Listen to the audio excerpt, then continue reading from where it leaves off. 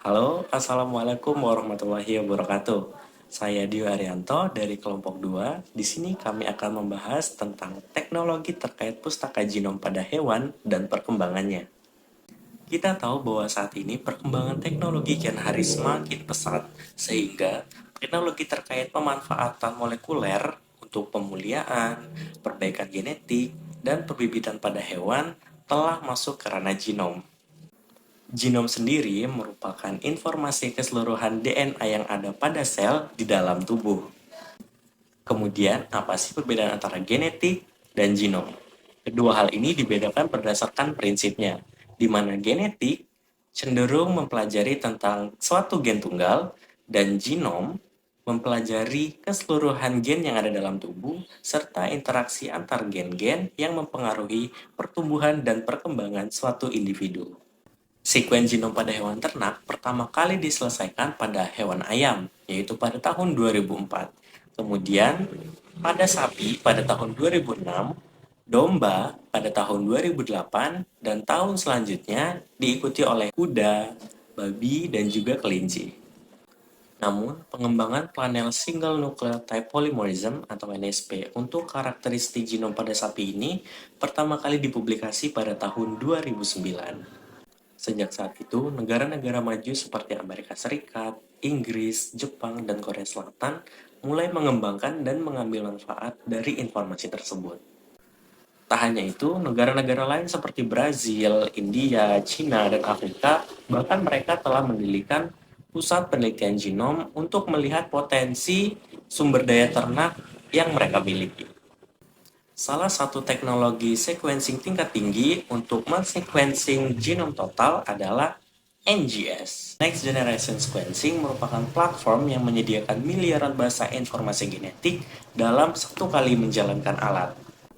Sementara itu, teknik sequencing ini menghasilkan data sequencing yang cukup akurat. Dengan akurasi data sequencing bisa mencapai 99%. Assalamualaikum warahmatullahi wabarakatuh. Perkenalkan, nama saya Denny Trisaputra. Saya akan melanjutkan penjelasan dari teman saya. Keberhasilan penelitian sequence menggunakan platform NGS itu sangat bergantung pada kualitas pustaka genom yang digunakan. Nah, pustaka genom itu dari fragmen DNA yang disequence menggunakan NGS disisipkan dengan menempelkan adaptor pada ujung fragmen. Pustaka genom itu sangat mempermudah dan mempercepat analisis data resequence berbagai individu atau berbagai anggota spesies.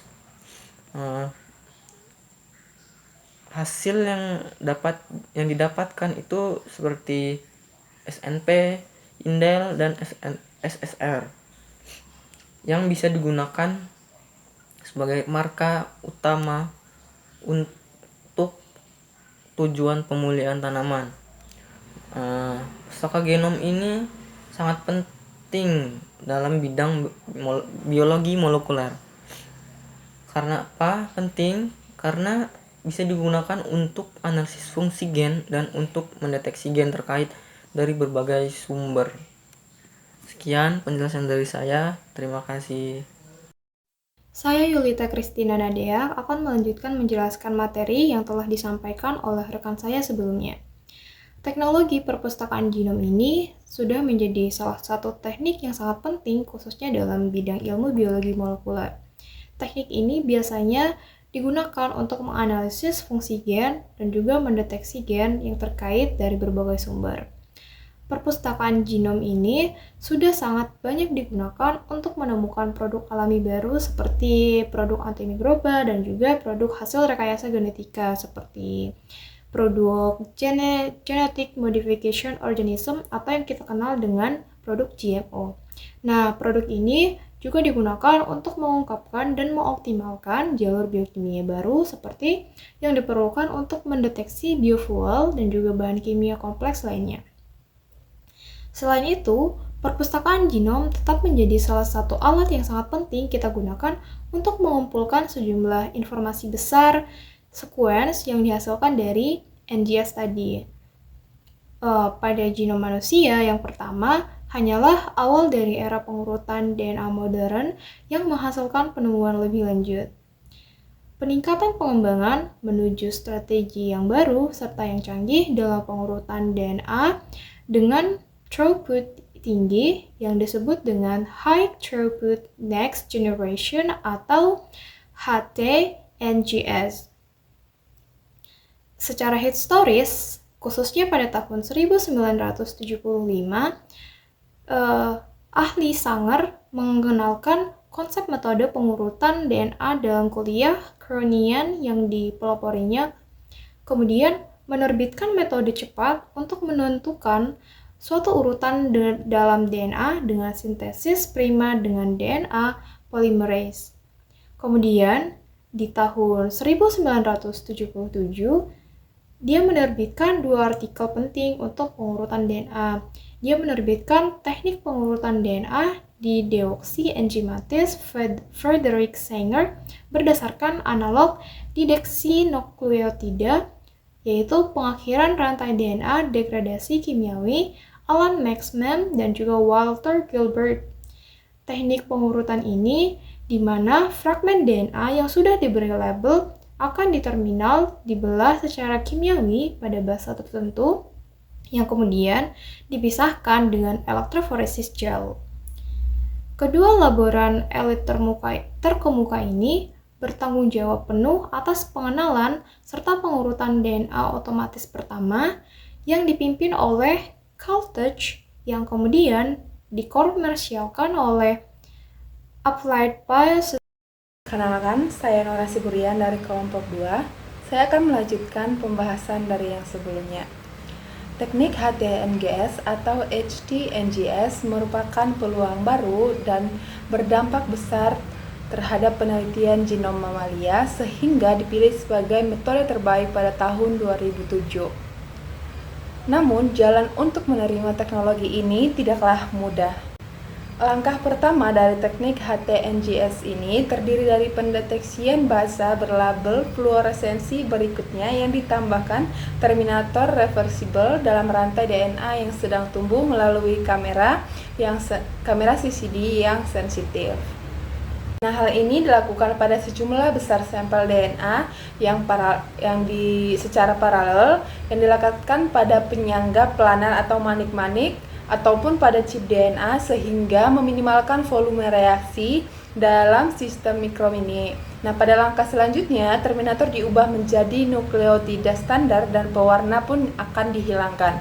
Siklus ini dan proses ini akan diulangi untuk menentukan basis berikutnya dalam urutan tersebut. Prinsip HTNGS ini melibatkan molekul DNA yang diurutkan secara paralel dan masif dalam sel aliran. Nah, pengurutan ini dilakukan dalam proses iterasif bertahap atau secara real-time berkelanjutan. Berdasarkan proses yang sangat paralel ini, setiap tempat klonal atau molekul tunggal diurutkan secara individual dan dapat dihitung di antara total rangkaian yang dihasilkan. Kombinasi informasi urutan kualitatif dan kuantitatif dengan throughput tinggi yang dihasilkan telah memungkinkan analisis genom tingkat lanjut yang sebelumnya itu tidak mungkin dilakukan karena biayanya yang relatif mahal. Di sini saya Hana Fadilah akan menjelaskan materi yang sebelumnya sudah dijelaskan oleh teman saya. Nah, di sini dapat disimpulkan bahwa pemetaan genom merupakan teknologi yang sangat berkembang pesat. Nah, dalam teknologi HTNGS yang berkembang pesat saat ini dapat mengatasi atau menganalisis produksi database dengan menggunakan biologi atau bioinformatika. Dengan adanya pengurutan DNA genom, sekarang berbagai bidang medis dapat dikembangkan dengan pesat dengan adanya analisis penyebab penyakit, pengembangan obat-obatan, serta diagnosis berbagai penyakit lainnya. Dan di dalam bidang kedokteran hewan, DNA genom ini dapat meningkatkan genetik kesehatan dan produktivitas hewan dalam waktu yang cukup dekat.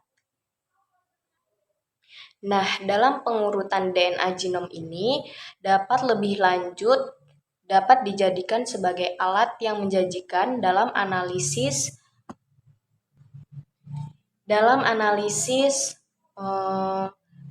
contohnya deteksi kelainan bawaan dan penyakit manusia yang kompleks serta persiapan pustaka DNA dan lain sebagainya.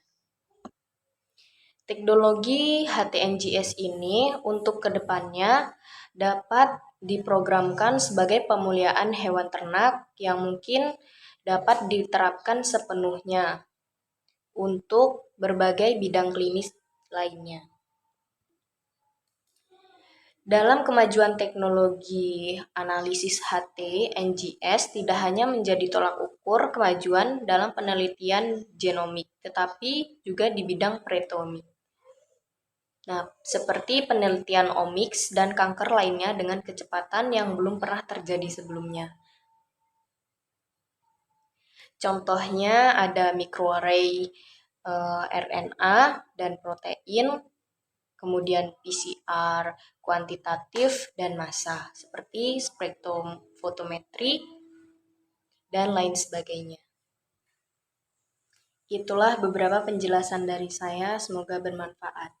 Terima kasih. Assalamualaikum warahmatullahi wabarakatuh.